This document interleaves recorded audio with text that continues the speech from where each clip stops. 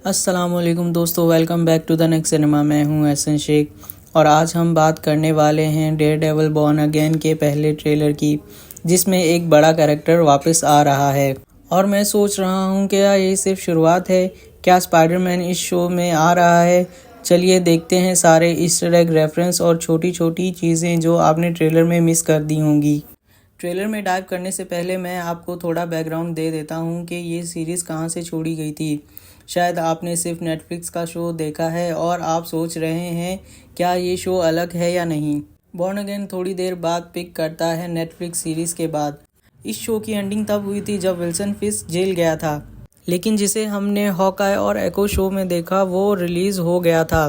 Born again शुरू होता है एक मैसिव फाइट से डेयरडेविल और बुलजाई के बीच, जहां बुलजाई ने मैट के बेस्ट फ्रेंड फॉगी को मार दिया था और मैट ने उसे छत से गिरा दिया था इंटेंडिंग टू किल हिम। उसके बाद मैट डेयरडेविल बनना बंद कर देता है, जहां कैरन एले मूव कर जाती है, जहां विल्सन फिस्क का आइडिया आता है मेयर ऑफ न्यूयॉर्क बनने का और वो जीत जाता है। जहां धीरे धीरे विल्सन फिस्क सिटी पे कंट्रोल करना शुरू करता है और अपनी वाइफ वेनेसा के साथ अपनी मैरिज को पैच करता है, जहां उसकी वाइफ वेनेसा क्रिमिनल एम्पायर को कंट्रोल करती है, जहां दोनों क्लैश करते हैं कि ऑपरेशन कैसे रन होगा।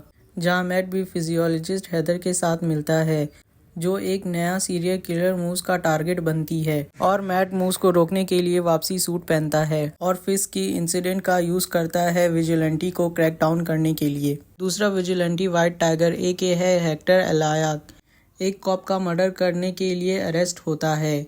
ये एक्सीडेंट था और मैट कोर्ट में हेक्टर को इनोसेंट प्रूव करता है, लेकिन पुलिस फिर भी उसको मार देती है। जहां उसकी नीज भी इस शो में दिखाई गई है, जो कॉमिक्स में व्हाइट टाइगर बनती है, तो हो सकता है कि वो भी इस सीजन में व्हाइट टाइगर बने।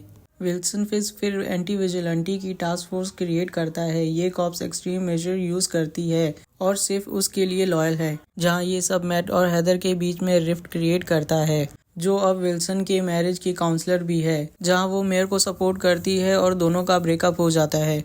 जहां फिस्क पुलिस कमांडर को मार देता है, शहर में पावर कट कर देता है और मार्शल लॉ डिक्लेयर कर देता है। जहां टास्क फोर्स स्ट्रीट में आयरन हेड से रूल करती है और सारे विजिलेंटी एक्टिविटीज को आउटलॉ करती है। जहां मैट को मारने के बाद पुलिस उसके अपार्टमेंट में स्टॉर्म करती है। जहां डेयरडेविल को पनिशर की हेल्प के साथ उनसे लड़ना पड़ता है, जो अल्टीमेटली पकड़ा जाता है। जहां पनिशर को डंजन्स में रखा जाता है। जहां फिस्क अपने पॉलिटिकल एनिमीज को रखता है, including Jack Dane AKA. The swordsman, जो हमें हॉकाई में भी देखने को मिला था। जहां सीरीज एंड करती है पनिशर के वहां से भागने पर और मैट अपने एलाइज को गैदर करता है विल्सन फिस्क को गिराने के लिए। जहां अब शुरू करते हैं ट्रेलर का ब्रेकडाउन। जहां ट्रेलर की शुरुआत रिकॉर्डर प्लेयर के एक्सपेक्ट रेशो चेंज से शुरू होती है। जहां सीजन 1 में ये मैट के लिए पावर कन्वे करने के लिए यूज होता था, जब वो किसी एक साउंड या ऑब्जेक्ट पर फोकस करता था। यहीं ये आइज ओपन होने को मिमिक करता है क्योंकि मैट म्यूजिक सुन रहा है। जहां हम मैट और कैरन को एक साथ देखते हैं अंडरग्राउंड होने के बाद भी। ये लास्ट सीजन के कॉन्ट्रास्ट में है जब वो अलग थे। जहां बैकग्राउंड में सॉन्ग चल रहा है लुथियाना बाय चार्ल्डिश गैम्बिनो, जो चर्च ऑर्गन के साथ स्टार्ट होता है, रेफरेंसिंग मैथ मैडॉक की फेथ। जहां ये सॉन्ग इस बात को दिखाता है कि फेम या हीरो होना आखिर में किसी काम का नहीं। फिर हमें एक न्यूयॉर्क का शॉट दिखाया जाता है जहां डेक्स ए.के.ए. बुलजाई डाइनर में एंटर करता है, जिसे हमने सीजन 3 में देखा था कि डेक्स एक मेंटली अनस्टेबल FBI एजेंट है जो हर चीज को लीथल वेपन में बदल सकता है। सीजन 3 में वो विल्सन के कंट्रोल में आया और डेयरडेविल बनकर मर्डर कमिट किए। ये सारी ग्राउंडवर्क थी बुलजाई की ओरिजिन के लिए। जहां रेलर में बुलजाई मिल्कशेक एंजॉय कर रहा है चेरी के साथ, क्योंकि बुलजाई हर चीज को वेपन में बदल सकता है, इवन चेरीज को भी।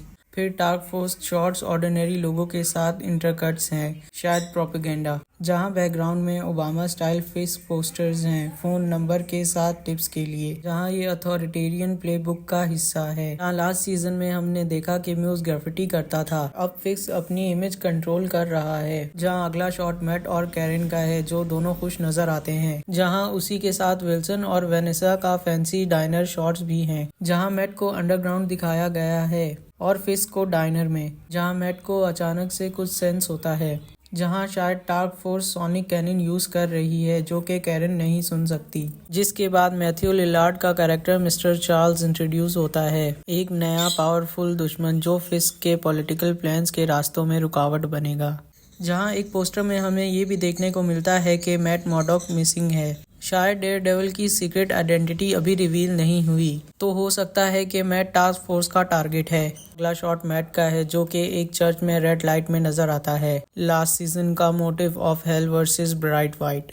उसके बाद एंट्री होती है, Kristen Ritter as Jessica Jones return करती हैं, जहां लूक केज का भी नाम सीजन 1 में आया था और कॉमिक्स में वो जेसिका का हस्बैंड है। इसके बाद हम डेयरडेविल को ब्लैक सूट में देखते हैं, जहां कॉमिक्स में ब्लैक सूट का सिंबल नया डार्कर एरा है, जहां स्पाइडरमैन के आने की स्पेकुलेशंस हैं। जहां चार्ली कॉग ने कॉमिक कॉन में फ्रीजन कर दिया ट्रेलर देखकर। Marvel producer confirm Spiderman brand new day के क्रिएटिव्स एक साथ काम कर रहे हैं, जहां प्रिजन ब्रेकअप सीक्वेंस और पॉसिबल टीम्स अप शो में हो सकते हैं। जहां ट्रेलर में बुलजाई के ब्लडी शॉट्स हैं, एजेंट्स स्टॉर्मिंग हाउसेस और मैट का कैरन को फाइट सिखाना। जहां हमें डेयरडेविल टास्क फोर्स से लड़ता हुआ भी नजर आता है, जहां डेयरडेविल कुछ कैदियों को छुड़ा रहा है। जहां हमें कुछ शॉट्स मेयर फिस्क के बॉक्सिंग के भी मिलते हैं, जो कि सिंबलाइज करता है अंडरडॉग के रोल्स और मैट के लिए चैलेंजेस को। जहां ये सब सेटअप कर रहा है एक एपिक शोडाउन का। तो दोस्तों, ये था एक कंप्लीट डिटेल्ड ट्रेलर ब्रेकडाउन।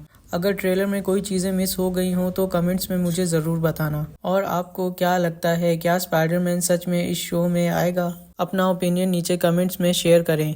और अगर वीडियो पसंद आई है तो चैनल को सब्सक्राइब और वीडियो को लाइक करें और बेल आइकन को दबाना मत भूलना। मिलते हैं नेक्स्ट वीडियो में।